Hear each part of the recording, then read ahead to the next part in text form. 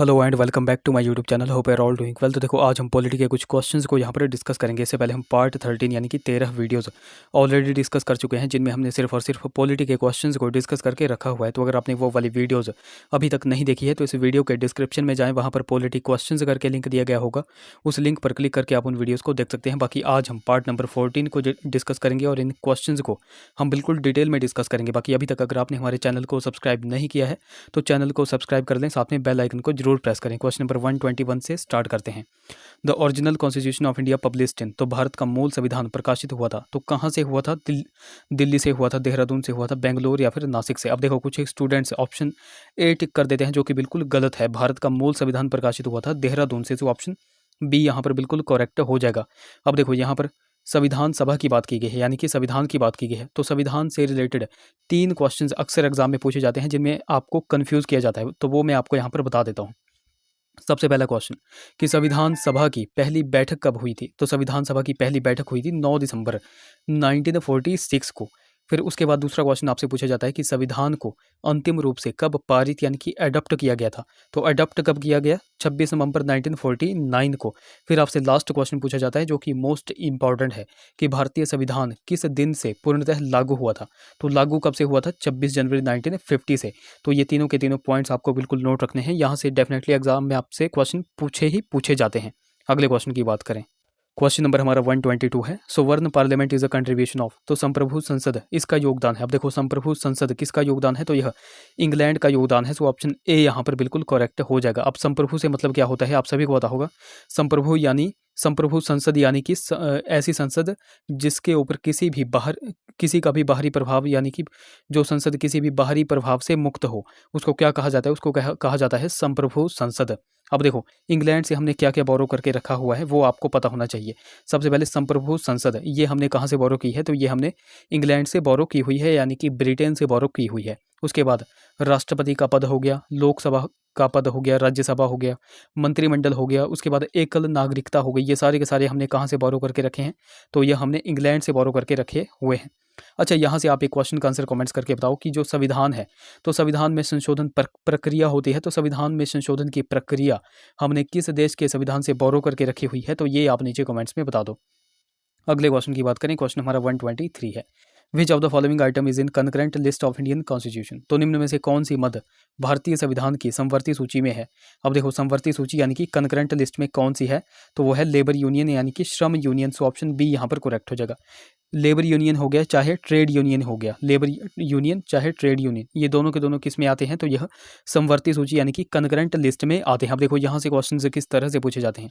Total देखो 3 सूचियाँ हैं, वह कौन कौन सी है? एक तो है संघ सूची, उसके बाद राज्य सूची, उसके बाद समवर्ती सूची। इनसे क्वेश्चन अक्सर एग्जाम में बनते ही बनते हैं। अब देखो, यहाँ पर आपसे क्वेश्चन क्या पूछा जाता है कि ये जो 3 सूचियाँ हैं, तो इन 3 सूचियों का वर्णन किस अनुसूची में किया गया है? तो 7वीं अनुसूची आपको बिल्कुल नोट रखते हैं। 7वीं अनुसूची में इन 3 सूचियों का वर्णन किया गया है। और ये तो हो गई अनुसूची की बात। कई बार आपसे आर्टिकल पूछ लिया जाता है कि किस आर्टिकल में इन 3 सूचियों का वर्णन किया गया है, संघ सूची, राज्य सूची और समवर्ती सूची का। तो आर्टिकल भी आपको नोट रखना है। 246 आर्टिकल में जो है तो संघ सूची, राज्य सूची और समवर्ती सूची का वर्णन किया गया है। तो ये 2 के 2 पॉइंट्स आपको बिल्कुल यहाँ से नोट रखने हैं। अब देखो, सबसे पहले आती है संघ सूची। तो यहाँ से आपसे क्वेश्चन पूछा जाता है कि संघ सूची में कितने विषय आते हैं? तो संघ सूची में आते हैं टोटल 100 विषय। उसके बाद आती है राज्य सूची। तो राज्य सूची में कितने विषय आते हैं? तो इसमें है 61 विषय।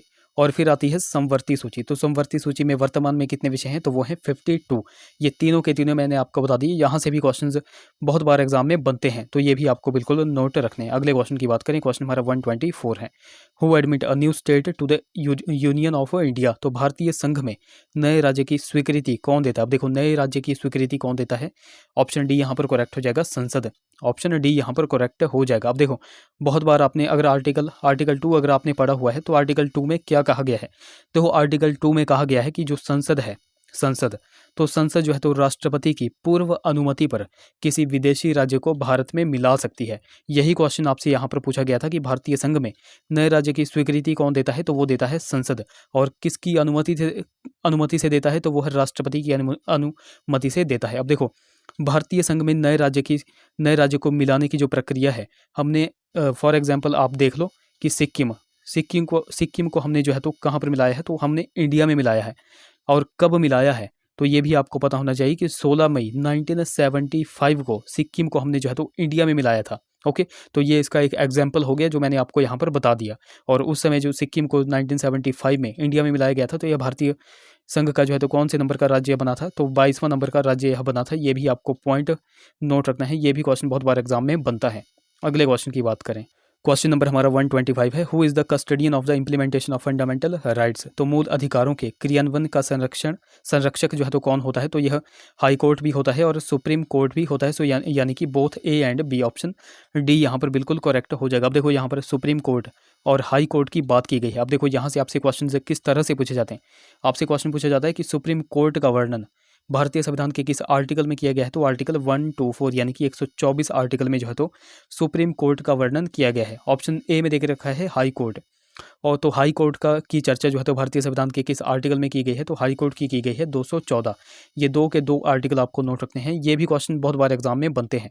अच्छा, यहाँ से आप एक क्वेश्चन का आंसर कमेंट्स करके बताओ। जो राष्ट्रपति है और उपराष्ट्रपति है, तो राष्ट्रपति और उपराष्ट्रपति की चर्चा भारतीय संविधान के किस आर्टिकल में की गई है, ये आप नीचे कमेंट्स में बता दो। अगले क्वेश्चन की बात करें, क्वेश्चन हमारा 126 है, who is the constitutional head of the Indian government. तो भारतीय सरकार का संवैधानिक प्रमुख कौन होता है। अब देखो, कॉन्स्टिट्यूशनल हेड में आपको कंफ्यूज नहीं होना है। आप कंफ्यूज कहाँ पर होते हो, आप राष्ट्रपति और प्रधानमंत्री में कंफ्यूज होते हो। तो कॉन्स्टिट्यूशनल हेड हमारा कौन है, तो वो है राष्ट्रपति। ऑप्शन ए यहाँ पर बिल्कुल करेक्ट हो जाएगा। अब देखो, राष्ट्रपति से बहुत सारे क्वेश्चंस बनते हैं। सबसे पहला क्वेश्चन कि राष्ट्रपति की चर्चा भारतीय संविधान के किस आर्टिकल में की गई है, तो ये वाला क्वेश्चन तो मैंने आपसे पूछा है, आप इसका आंसर नीचे कॉमेंट्स करोगे।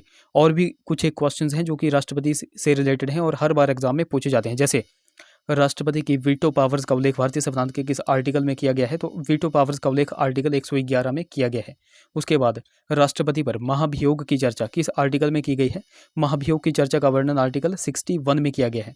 उसके बाद क्वेश्चन कि राष्ट्रपति की अध्यादेश जारी करने की शक्ति का वर्णन किस आर्टिकल में किया गया है, तो आर्टिकल 123 123 में किया गया है। तो ये सारे के सारे पॉइंट्स आपको बिल्कुल नोट रखने हैं, यहाँ से भी डेफिनेटली एग्जाम में क्वेश्चन बनते ही बनते हैं।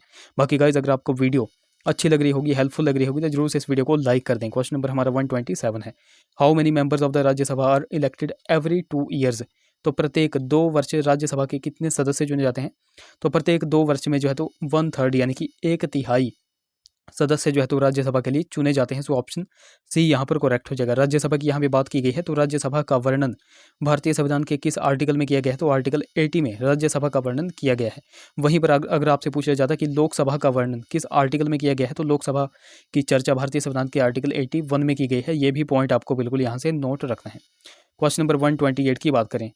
बाकी गाइज, अभी तक अगर आपने हमको टेलीग्राम और इंस्टाग्राम पे फॉलो नहीं किया है, तो वहाँ पर जाकर के फॉलो कर ले, लिंक आपको डिस्क्रिप्शन में मिल जाएगा। बाकी देखो, लिंक कई बार चलता नहीं है, तो आपको सिंपली टेलीग्राम पर जाना है, @letsprepare2 सर्च करना है, आपको हमारा चैनल मिल जाएगा। उसी प्रकार आपको इंस्टाग्राम पे जाकर के लेट्स प्रिपेयर टुगेदर सर्च करना है, आपको हमारा चैनल मिल जाएगा। क्वेश्चन नंबर हमारा 128 है, who works as the chairman of the state planning board. तो राज्य योजना बोर्ड के चेयरमैन के रूप में कौन कार्य करता है। अब देखो, स्टेट प्लानिंग बोर्ड का चेयरमैन कौन होता है, तो ये होता है मुख्यमंत्री यानी कि चीफ मिनिस्टर। ऑप्शन बी यहाँ पर करेक्ट हो जाएगा। इंपॉर्टेंट क्वेश्चन है, ये आपको नोट रखना है। तो देखो गाइस, ये थे हमारे कुछ क्वेश्चंस। आई होप वीडियो आपको इन्फॉर्मेटिव लगी होगी। अगर वीडियो अच्छी लगी है तो जरूर से इसे लाइक करें, शेयर करें, चैनल को सब्सक्राइब करें, साथ में बेल आइकन को जरूर प्रेस करें। तो चलिए मिलते हैं अगली वीडियो में। Till then take care.